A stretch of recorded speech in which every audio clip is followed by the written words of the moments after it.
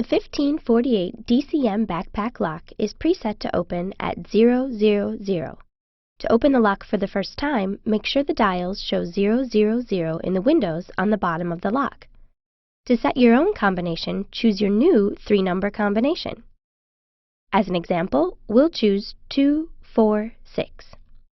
While holding the thumb piece down, turn the dials so your new combination shows in the window on the bottom of the lock.